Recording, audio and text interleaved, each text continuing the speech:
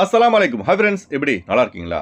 India உட்பட 14 நாடுகளுக்கு visa கிடையாது. அதிரடியான அறிவிப்பு வெளியாகியுள்ளது. அடுத்து தீவிரமெடுக்கும் கொரோனா தொற்று. முகக்கவசம் அணியுமாறு சுகாதார அமைச்சகத்தின் முக்கிய தகவல்.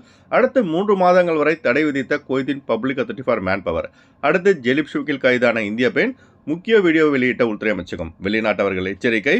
இப்படி பல முக்கியமான தகவல் இந்த வீடியோவில் இருக்குது. வீடியோ ஃபுல்லாக பாருங்கள். உங்கள் நண்பர்கள் அனைவருக்கும் கட்டாயமாக இந்த வீடியோ ஷேர் செய்யுங்க.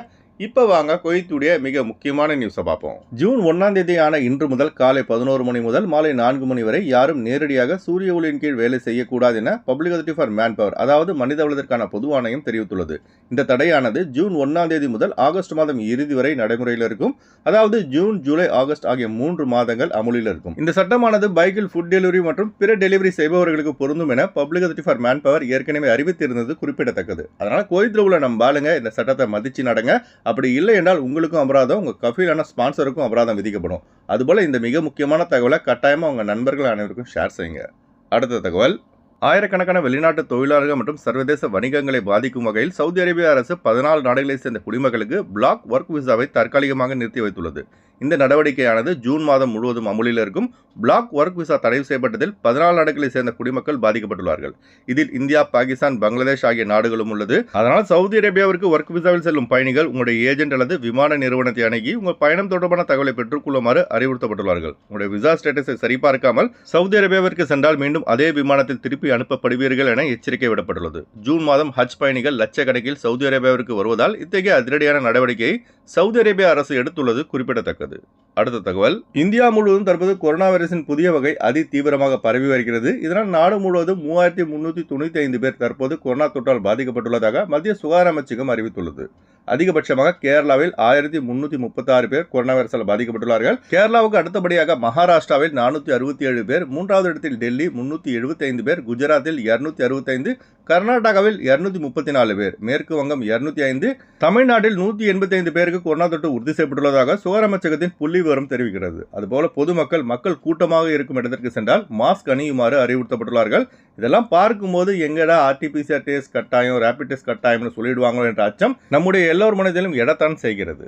அடுத்த தகவல், ஜெலிப் ஷேக்கில் உள்ள ஒரு அடுக்குமாடி குடியிருப்பில் லைசன்ஸ் இல்லாமல் மருத்துவம் பார்த்ததாக இந்திய பெண் ஒருவரை குவைத்துடைய குற்றவியல் பாதுகாப்புத்துறை கைது செய்து சிறையில் அடைத்துள்ளது. அரப்பத்திரிகையில் வெளியான தகவல்படி கைது செய்யப்பட்ட இந்திய பெண் சட்டத்தை மீறி மருத்துவம் செய்து வந்துள்ளது தெரியவந்துள்ளது. ஃபேமிலி விசாவில் இருந்து கொண்டு இந்த பெண் மருத்துவர் அங்கீகாரம் பெறாமல் ஜெலிப் ஷேக் ஏரியாவில் மருத்துவம் பார்த்து வந்துள்ளது விசாரணையில் தெரியவந்துள்ளது. மேலும் இந்த போலி டாக்டர் வசித்து வந்த குடியிருப்பு அபார்ட்மெண்ட்லிருந்து ஏராளமான மருந்துகள் மற்றும் மருத்துவ உபகரணங்களை காவல்துறை பறிமுதல் செய்துள்ளது. மேலும் இந்த பெண்ணுக்கு ஃபேமிலி விசா கொடுத்து குவைத் அழைத்து வந்த ஸ்பான்சரான அவரது கணவரையும் கைது செய்யும் நடவடிக்கையில் காவல்துறை இறங்கியுள்ளது.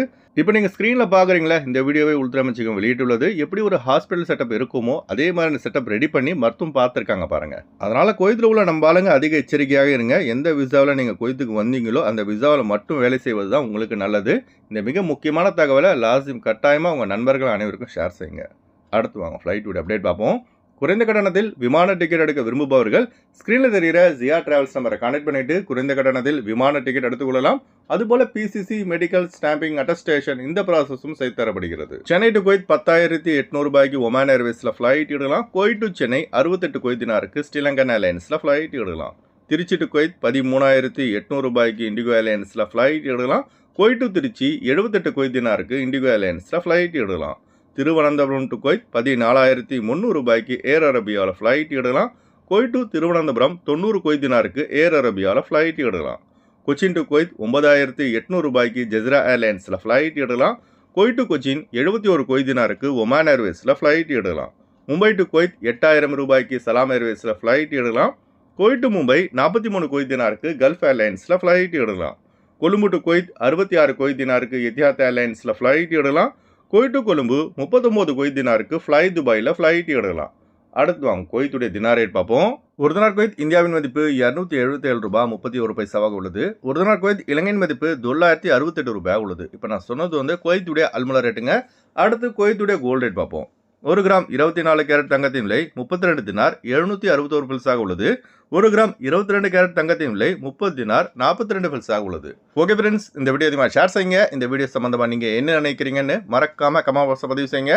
எப்போதும் இணைந்திருப்போம். உங்களின் ஒருவன் ஜியாவுதீன். அஸ்ஸலாமு அலைக்கும்.